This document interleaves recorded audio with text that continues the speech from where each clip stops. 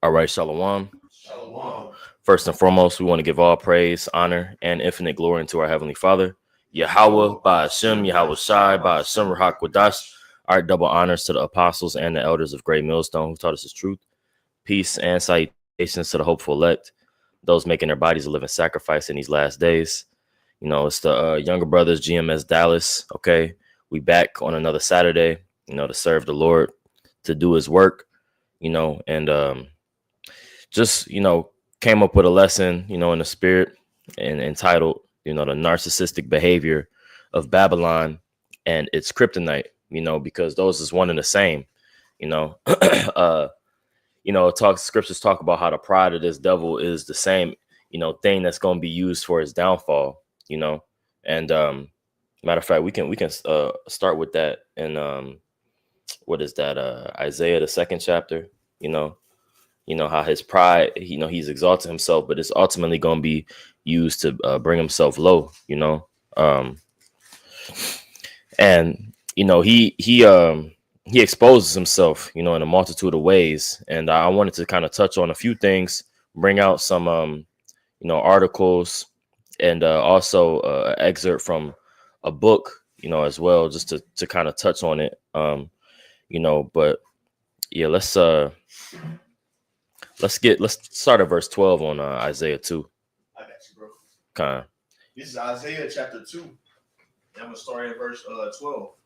And it reads, "For the day of Yahweh Bashem Shah host shall be upon everyone that is proud and lofty." Yeah, everyone that is proud and lofty, and that's a character trait of somebody that is a narcissist, somebody that's proud and lofty. You see, narcissistic behavior. And that's what Esau Edom has promoted and pushed, through his society.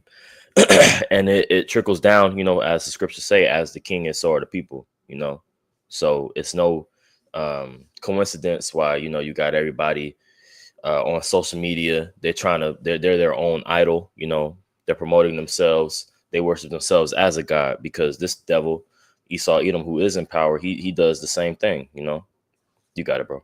Yeah, continuing on, Isaiah 2 and 12 in the middle of the verse. "And upon everyone that is lifted up, and he shall be brought low." Yeah, so Esau Edom is going to be brought low, as well as everybody that's attached to him. You see, so with that being said, I wanted to kind of read this, and if a brother could read it, I got the physical book here too. If you could, it's on this side, the left side. Mm-hmm. Just start at the top. Yeah, we could read that. Let me make this a little bigger. This is a book from the ISIS papers, which it's what's the author's name on it? Dr. Frances Cress Welsing. Yeah, Dr. Frances Cress Welsing, and what she goes into is pretty much the foundation of white supremacy, the basis of it. It shows itself through every tentacle of society that we have today, that being through the symbols that we see that are used for major corporations or any kind of extension of this empire, the foundation, major corporations, the prison industrial complex. Every problem, for the most, her thesis pretty much, every problem in the world right now is created by and with white supremacy. Through white supremacy is why every problem on the earth is where it's at, man. And that's true. You see. And I'm sorry. Go ahead. Well, I was gonna say, which, if I may, because people like this, they're they have a level of wisdom to some extent, and knowledge and understanding. But when it comes to the entirety, we know it to really truly be Edomite supremacy. Because when dealing with the prophecies of the scriptures, that's what leads us to the understanding that we have now, to where we're able to dissect and ultimately what's able to differentiate us between us and these other ideologies is that we're able to point this man out and say, no, Esau is the end of the world. Jacob is the beginning of it that followeth. Right. The Edomite, he was given the sword. He was given the birthright. He would the elder shall serve the younger. All these various different prophecies that we could go into, Mount Seir, right? All these various different prophecies we could go into that ultimately tie Esau to Babylon, right? And knowing that ultimately it would have its rule in place in the latter days, right? Which we're living in, right? Yeah, they got a form of the truth, but not the fullness, you know. So yeah, we can go ahead and read on that. Okay, so this is from the book, the ISIS Papers. This is page 36. All right, and I'm gonna just start at the top. It says the third diagnostic and statistical manual of mental disorders.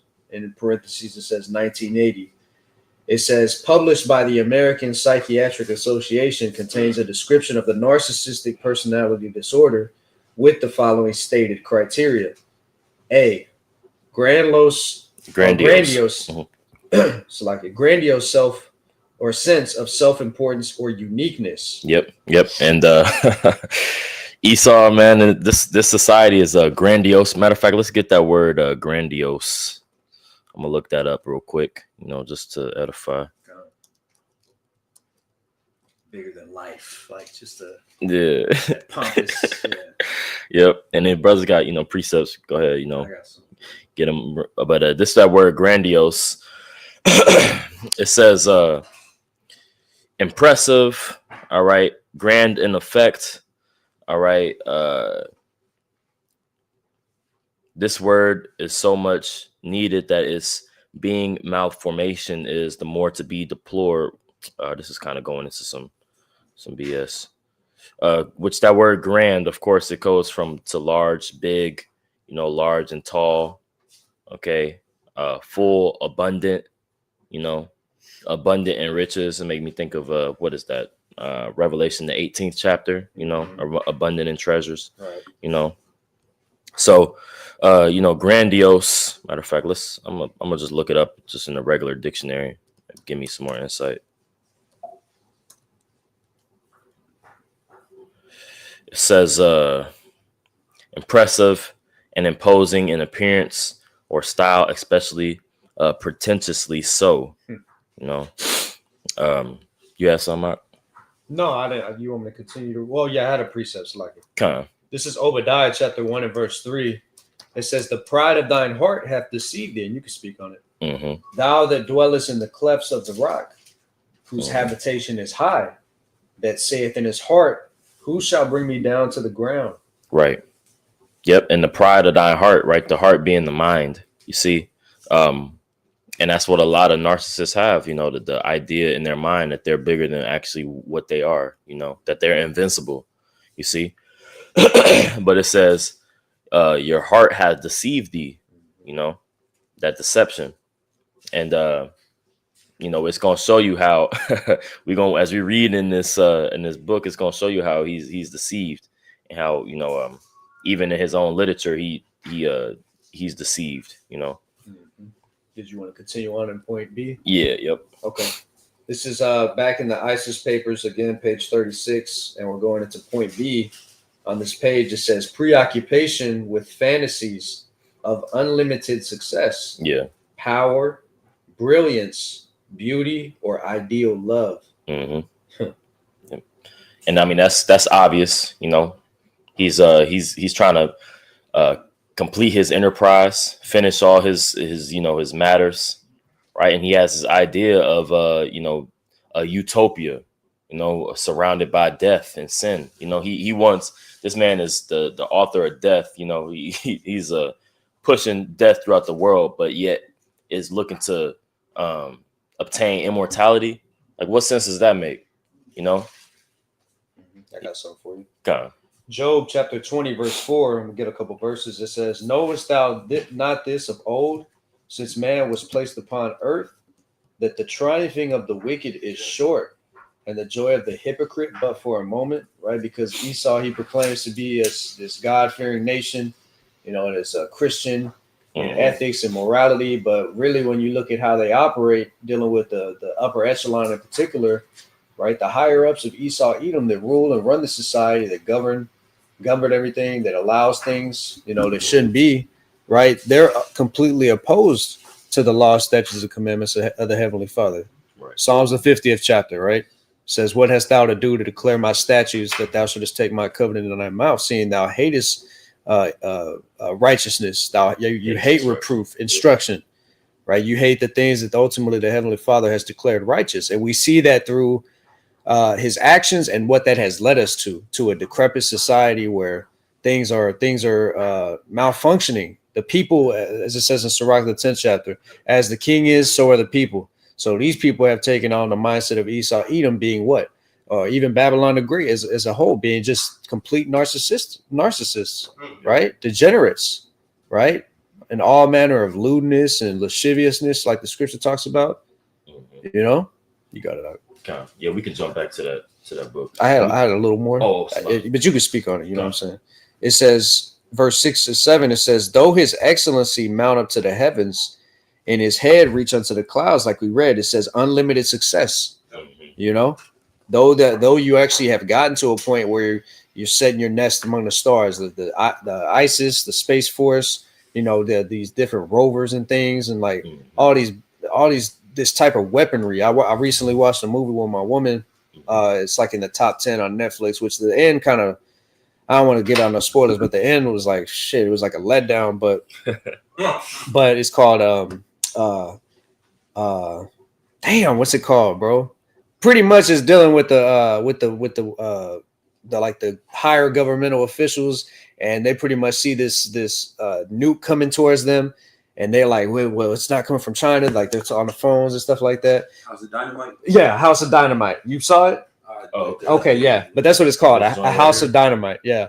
And all in the movie, they was just like the type of, he was like, they sent out this thing. I forget what they called it in the movie, but it was like to pretty much hit the nuke at 70 or 7 million joules so fast. It like keeps up. It like catching up to the nuke on their radar, what they have on the screen. And it misses, and he's like, well, there's like $50 billion like gone right there. We only have like 20 of those things. That's $50 billion worth of weaponry that we just misfired. That's like an Iron Dome, yeah, or the Golden Dome, like Trump is trying to portray that America has to deflect, you know, a missile. But how Bashar says that they're gonna hit their mark. That's right, bro. You know? Yep. But yeah, this is what I'm sorry, bro. I was just gonna say this is one of the ways through weaponry in specific what we're dealing with here. This is one of the ways in which Esau has really pumped himself up, and why his pride has been so inflated. Because especially here in America, Babylon the Great, even the fellow regular Edomite that you see walking around shopping at the same grocery stores as you and whatnot, they feel some type of way about being an American, right? You know, they're proud to be an American, but pride goes before what? Destruction. Yep. You know. And Uncle Shai, if I may just add on to your point and upon the whole lesson, because Esau is lifted up in such a level, you know, but Yahweh Shai set it up like that. There was a paper that was done, and like now you can't even find it on the internet. But I remember reading it extensively whenever I first came into the truth through the Spirit of Yahweh Shai. But it talks about how Esau doesn't have a pineal gland. His pineal gland is calcified at the age of 13. All right. Now, what happens at the age of 13? You become a man. All right. 12 to 13, you become a man. All right. So his mindset is already on a. So he's stuck at a child's level. He's a child. Yeah. So he's stuck at a child's level. So and that's what all that pride and narcissism comes from, because he's still thinking as a child. He doesn't see, things amping up like it is. Yeah. Right. And that's actually what that's a cut you off, but that's pretty much what the book really go into. You probably read it from an excerpt of this book, because he quotes a lot of articles, and it goes into too like that inferior complex, that inferiority complex. Like it really, he has to show himself to be superior in other ways, because he can't manifest it physically, you know. So it shows himself through weaponry, or even like his monetary system. They manipulate us monetarily so that we lose social status, so that we can't be. Pretty much, one of her theses is too that everything that he does is his intent to preserve his bloodline. Yeah. So like, if we were to gain more money, it would deteriorate him, because we would have more mates to procreate with, and he'd have less and then it just be a slippery slope of he fizzles out, you know. And just to go back in on the statistical speaking, in the year 2000, their seat line dropped, you know, because Yahweh Shemel Shai made it to where they couldn't have children like that. Okay, and that's in the year 2000. You know, think about it now, 25 years later. Oh yeah. You know, it's null and void. You know, like Yahweh Shemel Shai has put them in a position to where they can't have any more growth, as it says in that Isaiah chapter 14. You know, he's cutting off the father, the seed, the cousin, the uncle, nephew, you know, the male superiority level is decimated. But I got a precept, you know. But sorry, let's you got it when we get through. But we don't have to get precepts for all the points. But let's read through that page, and the point was really where I got these highlighted. Okay. And let's read through that because we jumped the gun a little bit. Your brother's on point though. Kind of let's get it. You know, it is. It's back in the ISIS papers. We're going in again, page 36. Still, we're going in on subsection C now. It says exhibitionistic requires constant attention and admiration. Go ahead. Letter D. Number D. It says responds to criticism, indifference of others, or defeat with either cool indifference or with marked feelings of rage, inferiority, shame, humiliation, or emptiness. Yeah, and again, all these are characteristics of a narcissist, which we're just going through just for time's sake. But you can understand how this, how this is Esau Edom and all these reactions. You know, you got it. Subsection E, which has 4 subsections within it. It says 2 of the following. It says lack of empathy. So at least 2 of the following, right? Number 1, lack of empathy, inability to recognize how others feel. Number 2, entitlement, expectation of special favors with reactions of surprise and anger when others don't comply. This is children. Right. Yep. Children. This is a childlike mindset. And too, I'll touch on a point for that lack of empathy because he has no empathy for our plight, you know, our destruction. You see, says it's a promise, so give us this and that, for our having us enslaved and going overboard. Yet denies that it didn't cause us. We don't do shit. We don't work hard. We get a job. When we nigga, you gave us a job for free labor for years. Never got our 40 acres and a mule. Right. So he's just a complete liar. All the 600 plus treaties he did with the Gadites broke him. You was gonna say something? This is Psalm chapter 73, verse 6. It says, "Therefore pride compasseth them about as a chain, violence covered them as a garment." Me and my op kind of talking about this, previously. You have to be a narcissistic in order to create what you call what they say, manifest destiny. Right. It said and I just pulled it up on the Google. Manifest destiny was a 19th century belief that the United States was destined to expand across the continent. And it says core beliefs.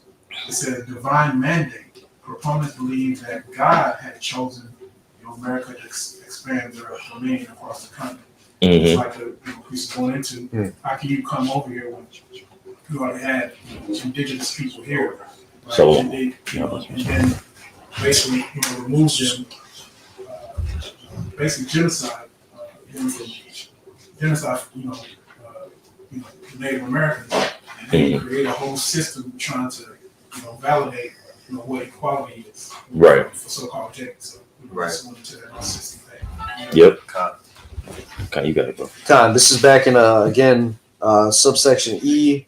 We're going to point 3 and 4 under the 2 of the following, right?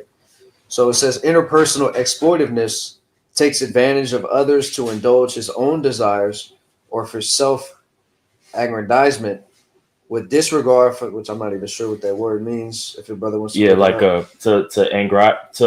to self-aggrandizement is like you see somebody do something and it triggers you for emotional response. Like for you, it pleases you, right? Like you see somebody to fail, or like you set up a trap, right? It's like it pretty much is like it turns you on to like see that person fall in that trap, you know, like, or you see something happen to them, like that's in a bad way.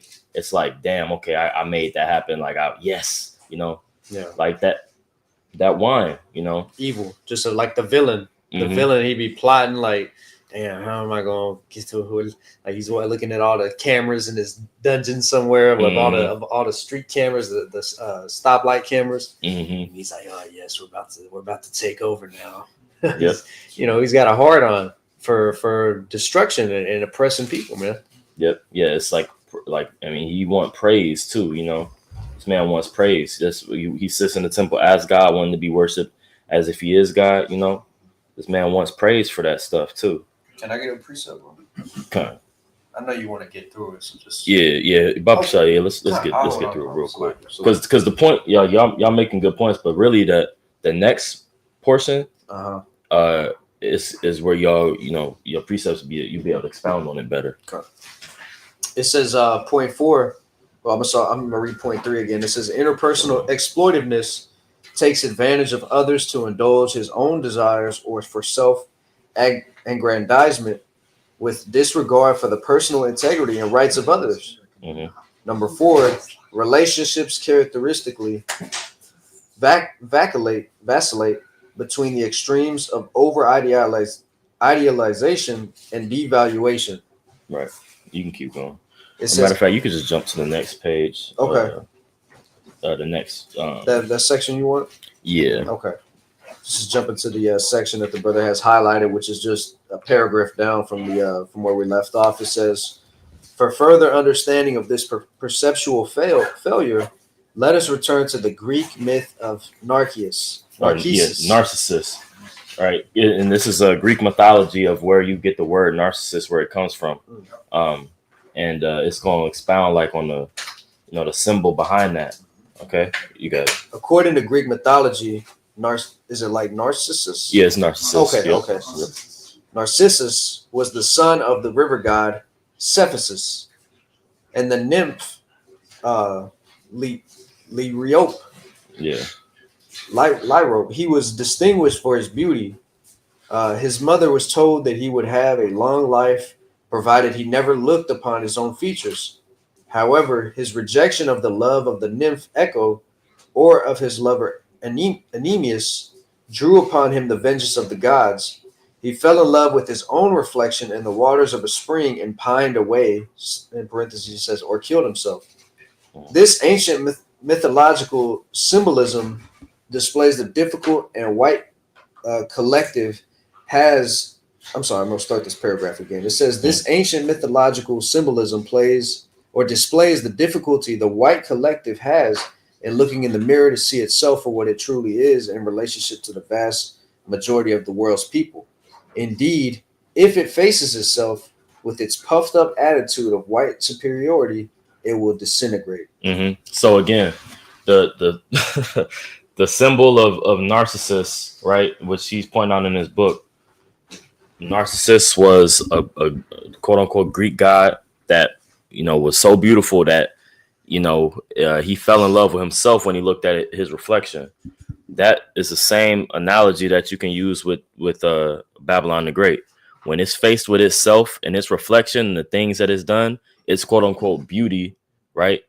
That's when it kills itself. You know, when it's faced with what it actually is, you know, when it sees itself for what it actually is, that's going to be the death of it. So us actually showing itself what this place is causing the downfall of it. And just like where you get the term narcissist from, you know, the narcissistic behavior, how you understand how a narcissist is dies is through revealing who it is, you know, showing you who it is. Like I knew it was you. I knew you did this, and that. They can't live with that, you know, showing them who they truly are, you know. That what you just said, that's what I thought the definition of a vanity was as well. All right, because vanity, God did himself looking at a reflection of himself in a pond or a lake, and he got infatuated, you know, and he died just sitting there looking at himself. Because he didn't eat, he didn't drink, you know, he was just in awe. Yeah. You know, and that's America. That's Esau, Edom. That's, you know, from the blue collar all the way up to the, you know, high dollar. You know, because this whole world is stuck in, that's a sin. You know, because you're loving something else more than Yahweh Shem Yahushai. You know, but you know the heathen wasn't given the laws. You know, but you got it. But they're gonna obey them in the kingdom. Yep. And that's what we're ready 100%. for. Can I get you a precept? I'm slacking. No. Yep. Let me get you this quick precept because you know you're going into something that's heavy and it's spiritual. This is Numbers 14 and 18. It says the Lord is long suffering and of great mercy, forgiving iniquity and transgression, and by no means clearing the guilty, visiting the iniquity of the fathers upon the children unto the third and fourth generation. Because I was reading what you're reading, that book of what's it, ISIS? The ISIS papers. ISIS papers, and it goes into you know, various slave owners. One specific one was Stephen Duncan. He owned over 1,000 slaves. So I'm saying this because those same spirits are coming back in that you know, prideful state of mind. They don't remember who they are, but they still have that same spirit and behaving the same characteristics. And this is the time that the Lord is making them known. Well, you know, we talk about the elites, the DuPonts, Oppenheimers, right? Rockefellers. Those same spirits are coming back. So you know, the works are being declared. So we're going into pride of America. And like we were talking about in our last Friday, Esau behaves the way he behaves because he ain't never been slapped before. Yep. Right? He's that disobedient child that rises up against his own father. And that's the worst feeling you can have. Your own son raising himself up against you. And that's the same way he looks, you know, to Yahweh Shem Shai. Because pride is hateful before Yahweh Shem Shai. So those spirits, same spirits that were of old, you know, ISIS papers that talking about those old slave owners, they're back again. And they still have that same spirit that's within them. They're just in new bodies. Oh yeah. Yep. I had something real quick.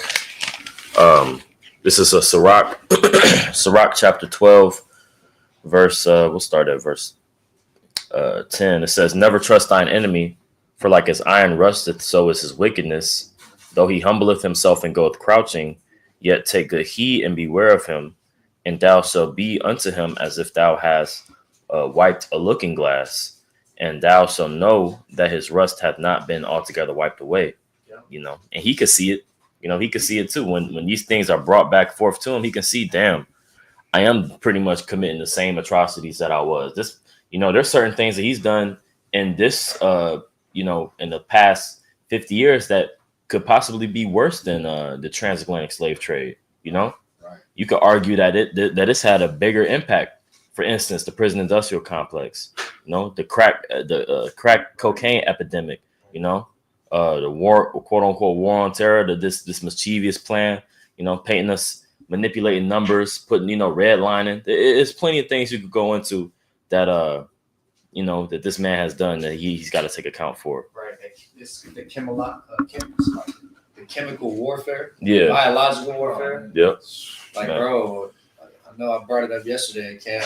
Priest House and Wafia shared that video in the chat like two days ago, maybe, dealing with the farmers and how DuPont, those that started the Teflon chemical to create non-stick pans and stuff like that. Like that chemical, how toxic that is for humans, and how each and every one of us in this room, you know, hey, it's only through the spirit really that we're still here because we all have a level and percentage of that chemical in our blood right now as we speak. Yeah. Is that every American has a certain percentage in them, some higher than others, based on location, where they live, if they're close to these different plants, if they consume particular animal products that came from these plants, and so on and so forth. Bro, everything's defiled under this man. Man. Even speak on that, I was looking at this guy was going through about the water we drink. You know, it has these toxins in it called particles per trillion.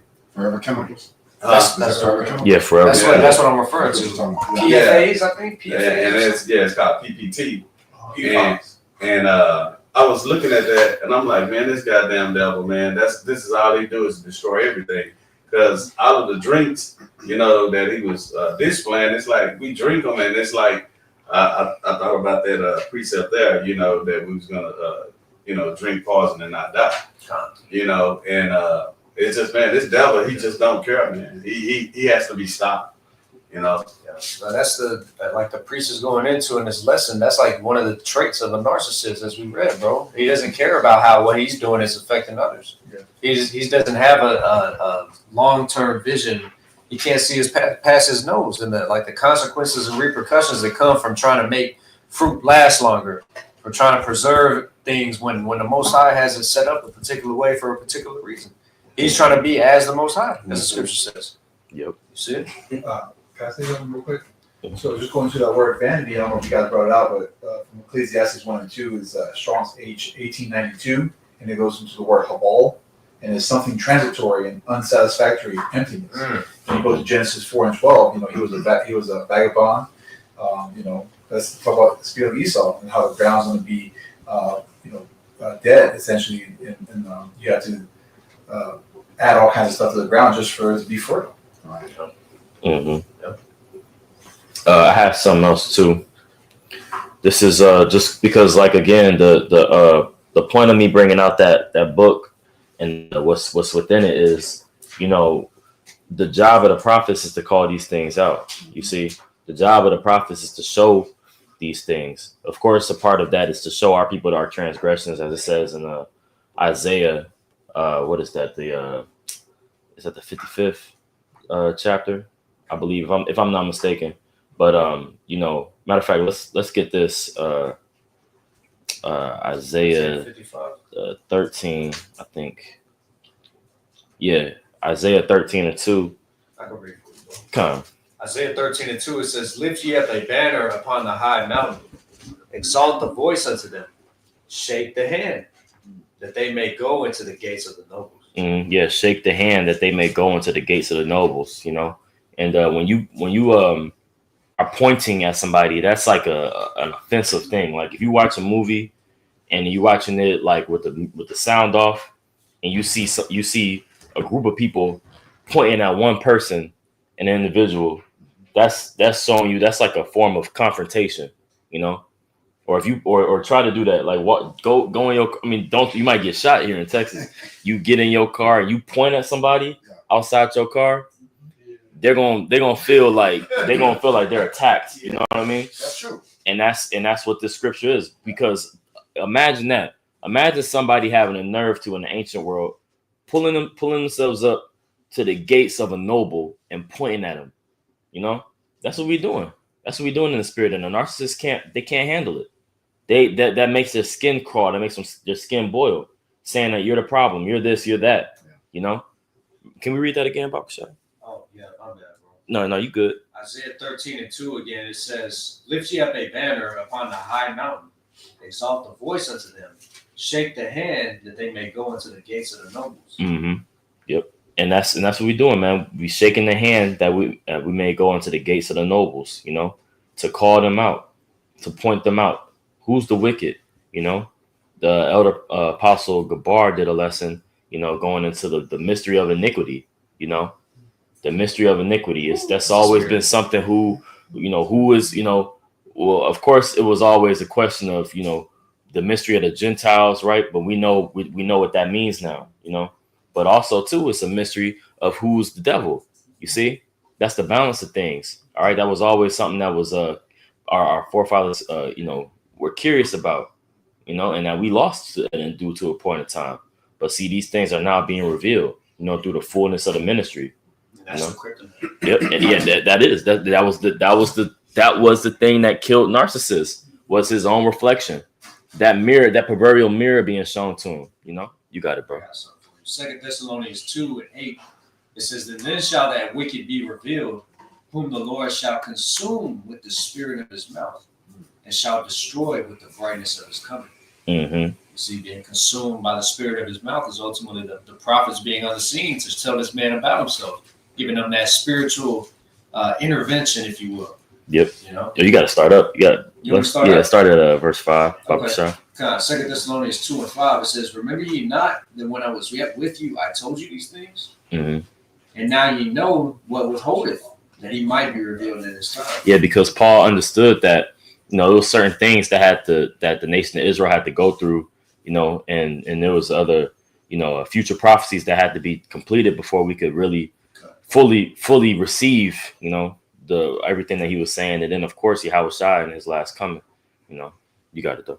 For the mystery of iniquity doth already work. Right, the mystery of iniquity doeth already work. It was already at work, which that being the setting up of the Roman Empire, the continuance of that, and they still have more to do according to, Daniel, the 7th chapter, right? You still had to have, those 3 horns and then this little horn come up. You see, you still had to have the woman, come up out of the sea and ride the beast, and that being America. You see, you got it. Only he who now letteth will let until he be taken out of the way. Mm-hmm. And then shall that wicked be revealed, whom the Lord shall consume with the spirit of his mouth, and shall destroy with the brightness of his coming. Mm-hmm. Keep going. Even him whose coming is after the working of Satan, with all power and signs and lying wonders. Right, his working is after the working of Satan with all power, signs, and lying wonders, man. Because you can see it. You can see the signs that this man uses, the devil uses. You can see all everything that he does is what the devil would be doing upon the planet Earth. You ask ChatGPT, if one nation was prescribed as the devil upon the planet Earth, what would they be doing? And what would they look like? And who fits this? Line them up. You're gonna see it's the damn Edomite. Matter of fact, let me pull this video up. I'm hoping I can share this. And it's funny, speaking of that Esau Edom, if you go to Chat GPT, that he when it comes to Edomites, they done away with, which he's running from his identity. Also, he wants to get rid of, the so-called Negro, Latinos, and Native Americans identity as well. Get that out of the history too, because then it removes us from being revealed on who's who. Every other nation, it's fine on their history. But when it comes to Jake and Esau, it's like, hey, we got to erase that. You saw that with this administration moving on. Live by the state line in a southern state, you need to stop scrolling. This is fucking. Salaki, y'all, real quick. Let me see. I pulled the wrong one up. Yep, which I'll say this too, because we read in that 2 Thessalonians 2 and 9, even him who's coming is after the working of Satan. When you go into that word working in the Greek, it's energia, dealing with the frequency, the vibration, everything. This man is tapped in on a level to where he's able to manipulate the elements. He's able to manipulate on a molecular level, bro, and he does that via what we mentioned before, the chemicals that he puts in the water, the food, the air. Right, the programming via it's right there. The word programming in itself, right? Programming via TV, media, cellular devices, social media, right? The news, right? His indoctrination system, the public schools, even private schools. Yep. Brother mentioned that prison industrial complex, the government entities that exist, the judicial branch, the legislative branch, all these various different branches of government. Everything's working up against, right, the people, man, to keep us in a perpetual state of being slaves, ultimately, right? Because if you got a people conquered in mind, then you don't have in the body. Right. They'll willingly go and work for you for 40, 50, 60 years of their life. Yeah. Just to get a pension and, find some sort of benefit in it. But ultimately, they lose when it's all said and done. Their generation following them is going to lose even worse. Mm-hmm. You see? Yep. Can you read up on that verse 8? You want me to read verse 8 again? Yeah. 2 Thessalonians 2 and 8, it says, "Then shall that wicked be revealed, whom the Lord shall consume with the spirit of his mouth." Okay. And that's happening right now through the prophets, because he's receiving that judgment right before Yahweh shall return. You see? So, this devil, he's gonna get what he's deserved. But as you were speaking, because this is part of what the priest over here was saying, that what they're falling away, you know, we had to be oppressed together first. Those things that had to come before Yahweh shall return, we had to be oppressed together.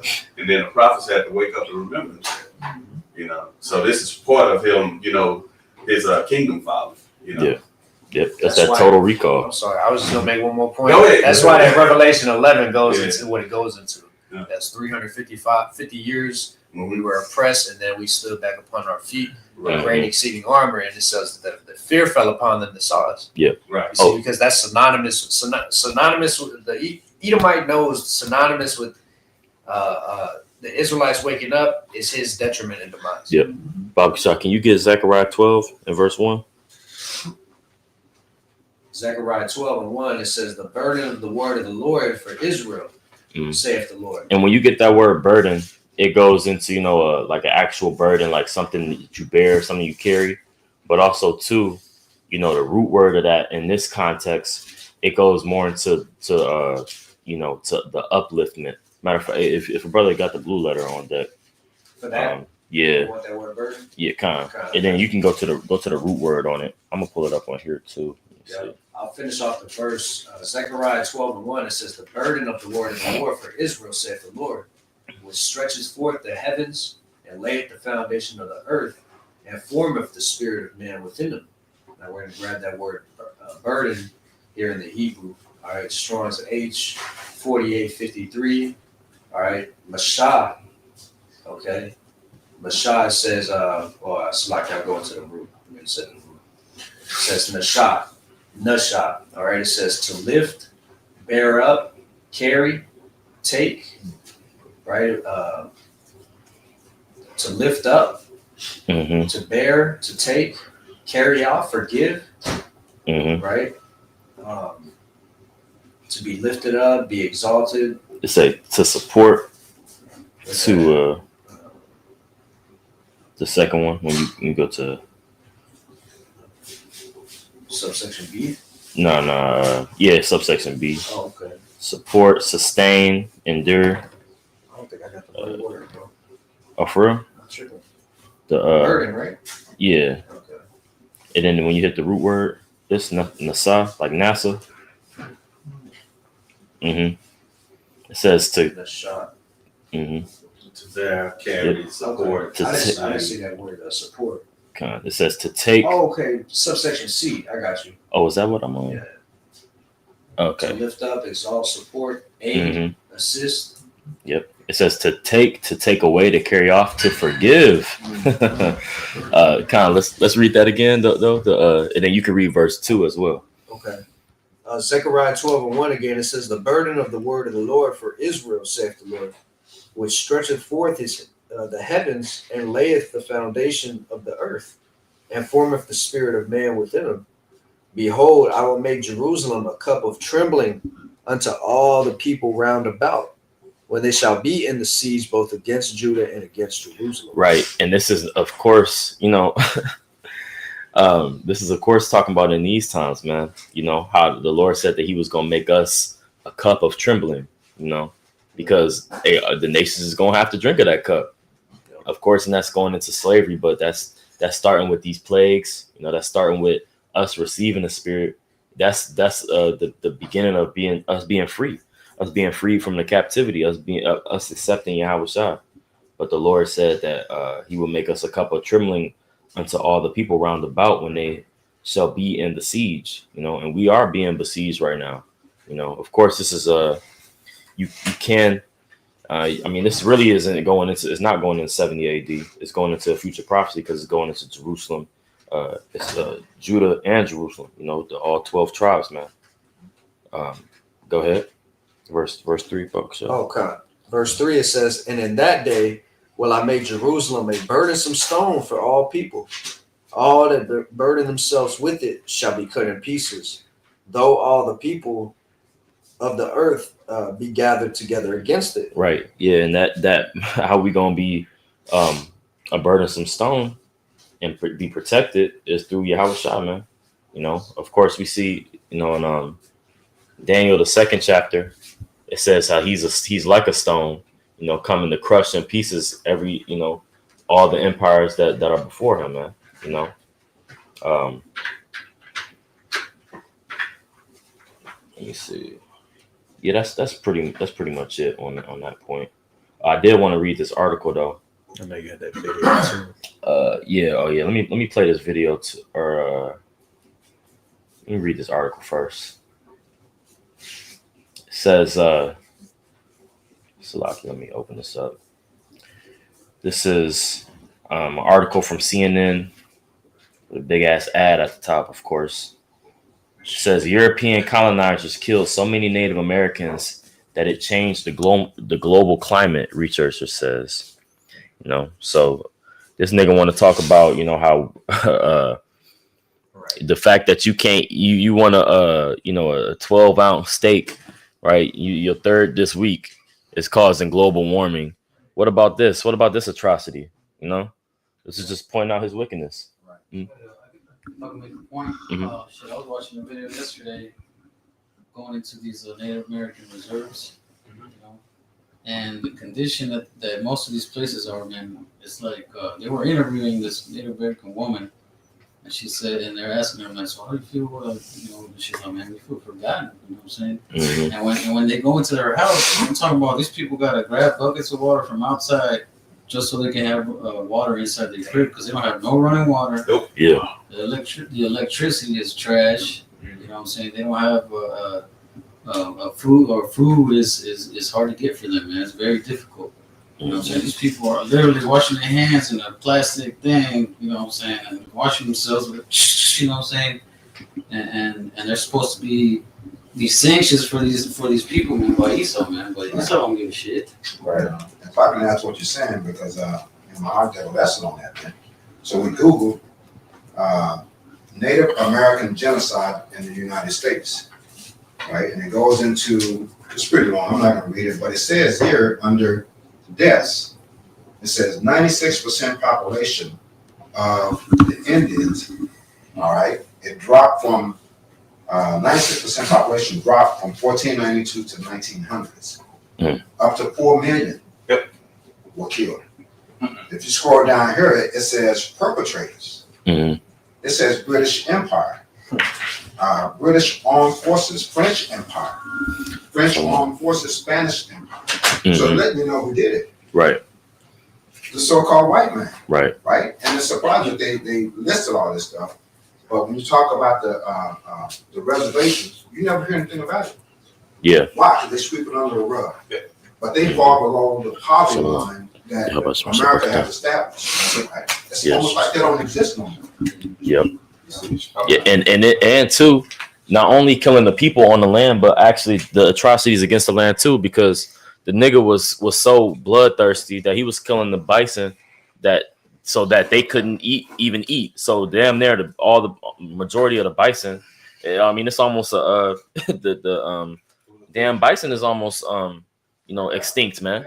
You know. If I may say, because I was traveling one time and I ran into somebody that sat on the board. He said that before Christopher Columbus came over here, it was over 3,000 different tribes. Yeah. Okay, and that's over 3,000 different tribes. Okay, and they got decimated. Okay, they got and it was over 100 million people that died. Yeah. All right, Esau doesn't categorize Jake in a proper sense. Okay, these people, these Europeans came in, and even whenever one of them would touch Gadite, baby, the baby would just die because of all the disease and pestilence that they came with. Okay, Jake was on a different level, with cleanliness on top of everything else. All right, so that's why they label him as paleface or devil, because he brought everything into the land to remove them out the land. Yeah. Then on top of that, the wealth that they had at the reservation, he even went into there and he had to remove Jake off that land because there was so much oil and it was plenteous. How about Shimei Shai gave them whatever they needed, to succeed. But Esau came in, and did away with that as well. You got I got a precept. This is Habakkuk chapter 2. I'm gonna read verse 17. It says, in the NLT, it says, you cut down the forests of Lebanon, now you will be cut down. You destroyed the wild animals, so now their terror will be yours. Oh yeah. You committed murder throughout the countryside and filled the towns with violence. And that's what all Esau's been about throughout his whole existence, man. Because when you go into, like what you're talking about, or what the brother's been talking about, what he's been doing to the people, to the planet Earth. If you look at these oil companies, man, like Exxon and all these other different ones, they're all the same thing. You know what I'm saying? But man, when you go into where they be dumping their toxic waste, like down over there in Ecuador, man, they dump so much waste down there to where these native people that live there, their waters is filled with so much sludge that they're forced to drink their water with it, man. Yeah. You know what I'm saying? I'm not saying they drink the sludge, but when they filter it, it still has that residue of that crude oil, man, or that dumped oil to this day. You know what I'm saying? And people have tried to sue these companies and have them stop, and no lawsuit has passed to where these people these companies will pay for it, man. They're not going to get any victory until how about Shimei Shai comes back, bro. Yep. If I can add too real quick, because and this is something after we pretty much have forwarded his empire too. I don't know if brothers know about this, but this is information the Native American code talkers. We just got the AI overview. It says Native American code talkers were American Indian soldiers who used their tribal languages to create secure communication codes for the U.S. military, playing a crucial role in World War I, World War II, and other conflicts. The Navajo code talkers of World War II are particularly famous for their unbreakable code in the Pacific Theater, but other tribes like the Choctaw, Comanche, and Cherokee also served as the code talkers. Their service was essential for transmitting classified messages on the battlefield, and while their contributions are often classified for decades, they have since been officially recognized with honors like Congressional Gold Medal. Fucking gold medal. Yeah. Here's a It's cookie. not even real gold either. Yeah, on a gold medal from they land, mind you. So this nigga's history, man. But and we still gonna have Keisha. It's gonna be a harder year to buy that turkey though, because your EBT card ain't gonna work. Right. So you still gonna have these people celebrating these quote unquote holidays, right? But it is what it is, man. But this is the history of the Edomite, man. You said you still had something. Yeah, I just wanted to bring out Proverbs 29:7. It just says the righteous consider the cause of the poor, but the wicked regard it not to know it. So the priest is going into as far as Gadites, who basically suffer under this wicked rulership. And that's just the characteristic again of a narcissist that basically just concerned with their own plight, disregard others. Okay, I'm gonna pull this up, this video.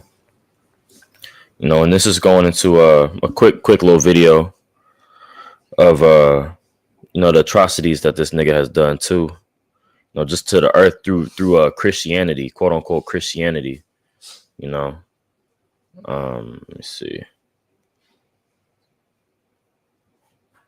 Can I get something while you getting it? Okay. This is Revelation chapter 20 and verse 3. I don't know if y'all got this already. Nah, we ain't get it. Y'all are going into basically, colonization.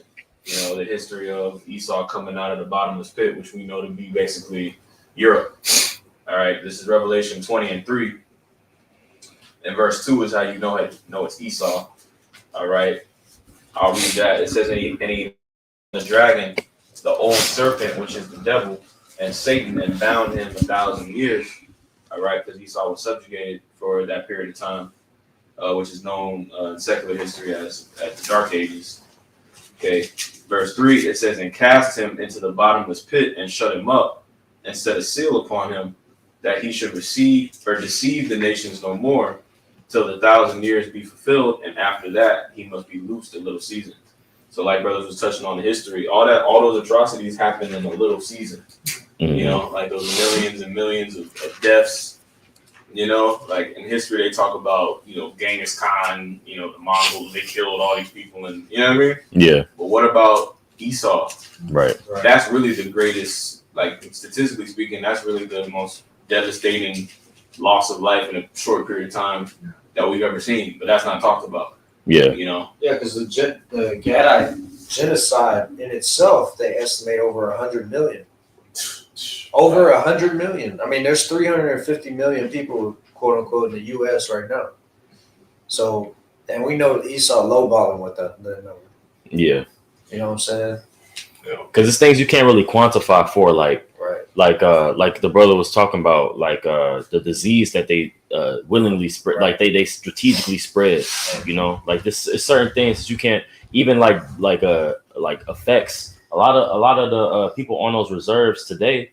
They suffer from extreme alcoholism. You know, from when Esau poisoned their ass. You know, they suffer. They like it's things you can't really quantify for. Like how many deformities has that caused? You know, How many like, you know, in abortion clinics, you know, like, I mean, you go on a long list of things. Right. If I can ask what you said, he made a profit out of that. Right. What do you think Big Pharma came out of? He introduced diseases, and now he's making a profit from it. Right. You have Donald Trump talking about he's not going to go to the G20, convention in South Africa because the so-called blacks there have been committing white genocide. As much shit as they've been doing, right? And it's been proven that he's lying because it wasn't no damn white genocide. Yeah, but he's been doing all this shit throughout history. You know, that's why Psalm 58:3 goes into effect. You know, he comes out the womb lying. He's so good at lying that you know you believe him. You know, believe himself. Yeah. The way he can sell you, he convinces you that you have a disease. Mm-hmm. You have to come to him for the cure. Right. He's never going to cure you, right? Because you have, you know, a lot of so-called blacks, Latino, Native Indians that go to him for salvation. Oh yeah. And he's going to kill you in the end after he's sucked you dry of your money. And this is not medical information. There you go. You saw a pathological liar, man. That's the one where he even believes his own lies, right? Yeah. Pathological liar, man. Yep. He's like he's so damn lost in it to where he even believes his own bullshit, you know? Yep. That's the spirit, because the lesson is going into Babylon or Esau's narcissistic behavior. Mm-hmm. Yep. You know, and how that's ultimately going to be his downfall. That and this word, it's testimony. That's right. I'm gonna just play this real quick. Christianity is far more violent than Islam, and you've been brainwashed by the Western media. I'm going to prove this to you in less than 45 seconds. Who started World War I? Christians. Who started World War II? Christians. Who killed 20 million people in Austria? Wasn't the Muslims. Who dropped the atomic bomb on Japan? That was Christian. Who killed 100 Native Americans in South America? You guessed it, not Muslims. What about the 50 million Indians in North America? Oh, you guessed it again, not Muslims. Point number 7, maybe this was the Muslims. Who kidnapped 180 people from Africa? Oh no, that was also 180 million. Did you also know that 9 out of the 10 countries with the most prostitution, all of them are Christian? And every single country with the most alcohol addictions is also Christian, and there's no alcohol addictions in any Muslim countries? And the list keeps going on. Did you know the top 10 countries with the highest murder rates? You guessed it, every single one is a Christian country. Now, the only time it does get to Muslims is when you get to the 6 deadliest gangs in the world. No, never mind. They're all Christians, not a single Muslim. And then, of course, number 12, all of the Christian nations have the largest drug cartels. When is the world going to wake up and realize Islam is not the problem? Now, this video is not to hate on Christianity. It's to show you the fact that Islam is not what the media shows. Get your facts straight. Christianity is more violent than Islam. That's because these damn, damn Islam nations, man, they stick to the customs, man. Yeah. So they old customs. You know what I'm saying? And Christianity is really that American, like, do what you want, man. Yeah. Come back on Sunday and you good, you know? Yep. Holy Spirit. Mm-hmm. You know? But hey, not to boast in both of them, all right? Because Christians and Islamic, both of them are going out. Yeah. Because they're not following the will, strength, and power of Yahweh Shai. The only power that's on the face of the earth. Right, because if I may, bro, the standards that the brother mentioned, the standards that they got in the Quran, a lot of that they got from the scriptures, bro. Right. Yeah. Muhammad, he got that from the priesthood, bro. Yeah. Mhm. You know? If I'm not mistaken, I think Rob, you sent me an article, and Catholicism was the one that was helped prop up and fund Islam. Yeah, there's an old school lesson by the apostles going into that on how Islam is, I mean, even historically speaking, it's relatively new. Yeah. You know what I mean? Like as far as the length of years it's been around. But yeah, it when you go into it, the Catholic Church basically had a hand to play, and you know, it coming to pass. But that was funded through the baby caps. You know, Yeah. you can pull that up on the internet because that's where that being funded through was that Great Britain. You know, so I mean, when we all understand, as a whole, Esau, Edom, is the devil. But when you start looking at what is that? I think we went into it, the 3 unclean spirits. Mm. Fraud. Right, Mhm. and all of that plays a big part of with the baby caps. Mhm. And then all that ties into Pope Alexander's Right. Knights of Rome, Khadijah and Muhammad. Our slavery. Our slavery. Everything. Everything ties in. It's just the world doesn't want to see it for what it is. Mm-hmm. Yeah. But you got it, so But yes, like the brother said, I mean, the world don't want to see it for what it is, but they're being forced to right now through the word of the prophets, through the word of the ministry, through the elders on down, what they've done. All right, this knowledge being preserved. Everybody's been coming there. It's come to a crossroads, and this being made more obvious who the devil is. Through legislation. All right. I'll quote this book again. The ISIS papers said racism. A concise definition of it is prejudice and power. And this man, is quote unquote, this is the land of the free. Judgment is blind. You can go to court in your court system and get trial. Every man is given a right to trial, right? But this man is making moves with with no restrictions, man. This man is just making. He's had the utmost control. So you can see like okay, who has the power and who's being prejudiced. So who's the true racist? But you calling out quote unquote black Hebrew Israelites. We the problem. he's making executive orders. Yeah. So that's you had a precept. I got a precept. Kind This is, we had an hour Solomon. too, so I'm just This is Wisdom of Solomon 1:9. It says, "For inquisition shall be made into the counsel of the ungodly, and the sounds of his words shall come unto the Lord for the manifestation of his wicked deed." So now we're looking into all these things that he's been doing in the past that no one really cared about.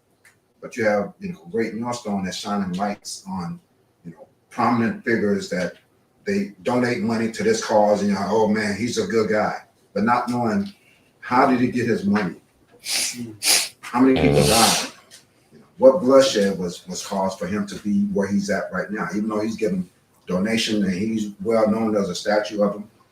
Now the inquisition is being made, like all these things that he's done.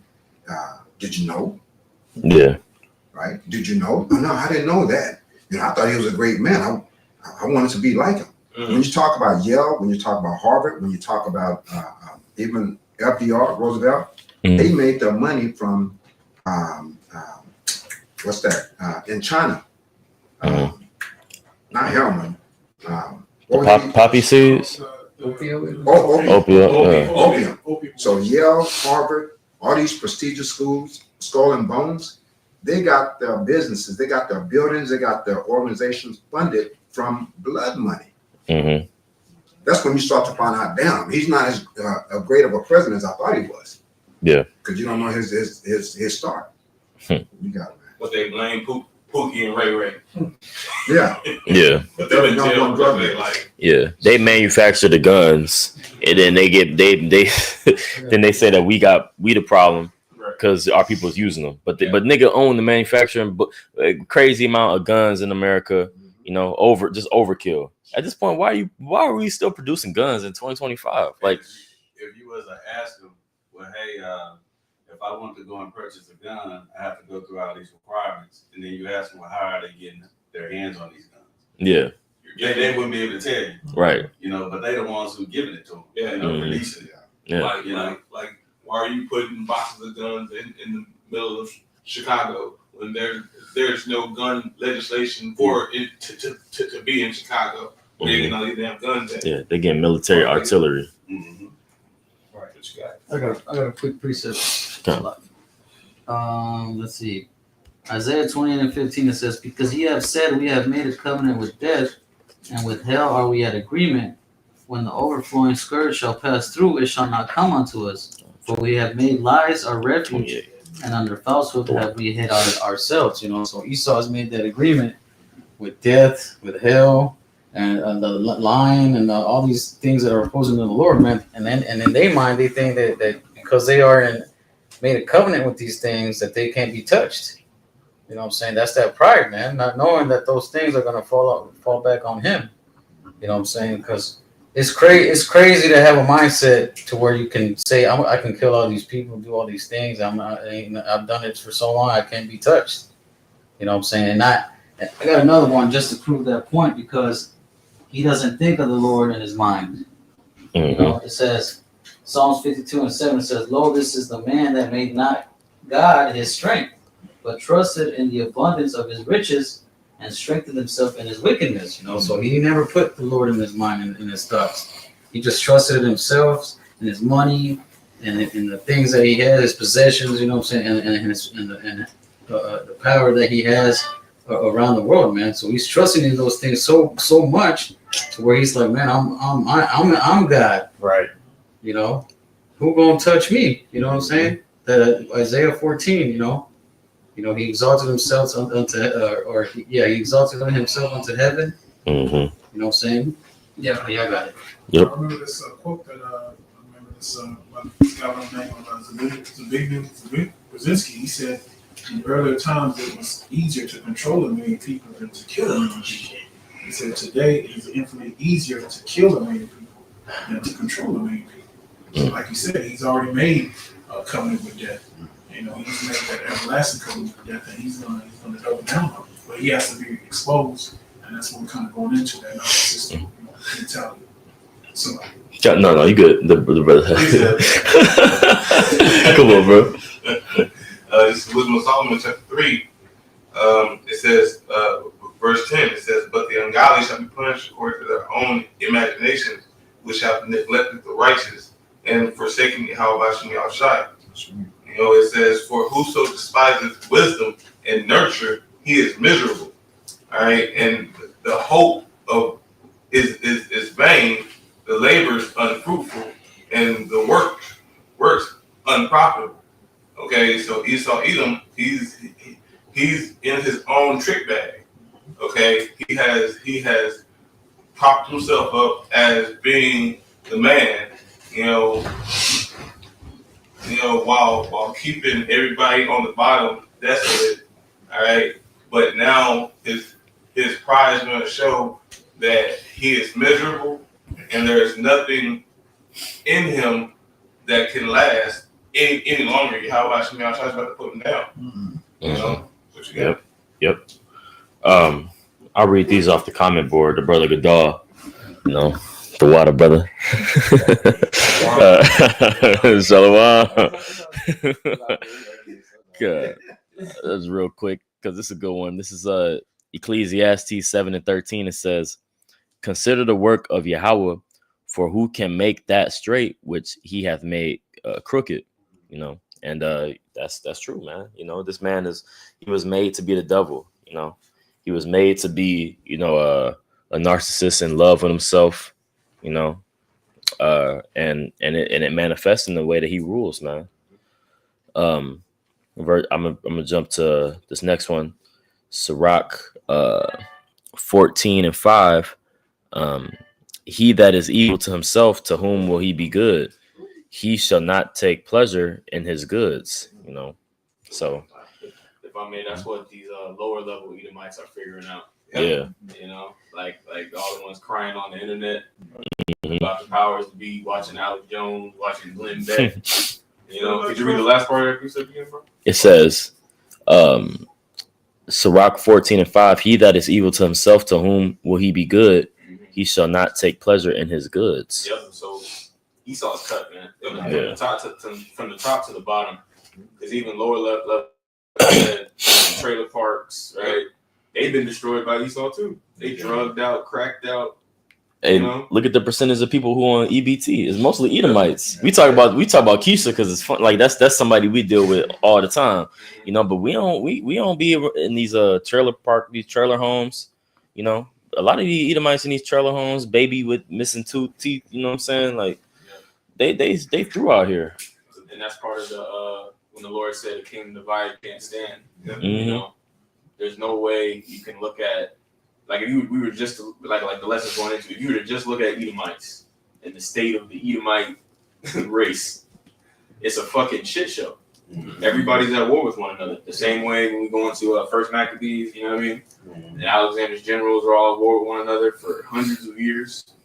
You know, it's the same thing now, but now it's like the big bang. It's getting ready to. It's the end of this thing. Man.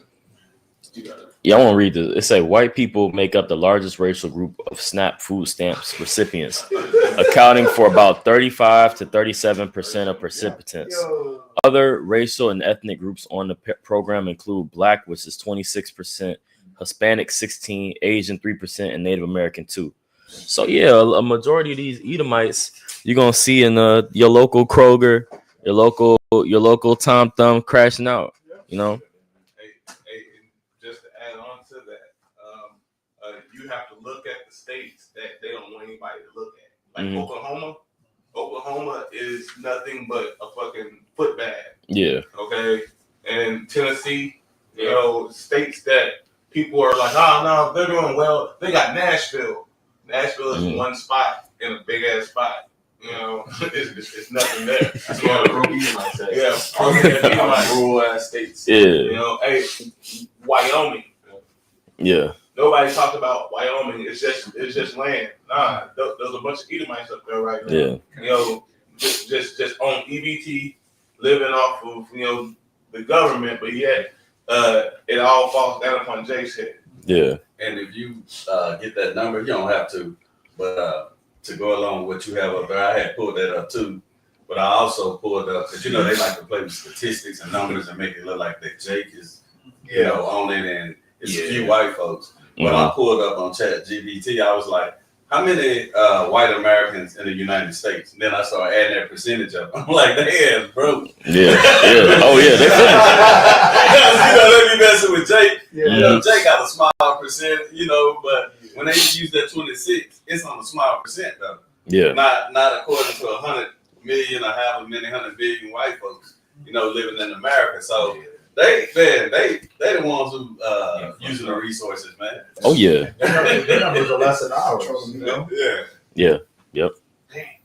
So, yeah, with that, we just want to go ahead and end it off, man. Lord willing, y'all brothers was edified, but we want to go ahead and give all praise, honor, and infinite glory unto our Heavenly Father. Yahweh, by Hashem, Yahweh Shai, by Hashem, Rahakwadash. Our double honors to the apostles and the elders of Great Millstone who taught us the truth. Peace and citations to the hopeful elect. Shalom. Shalom.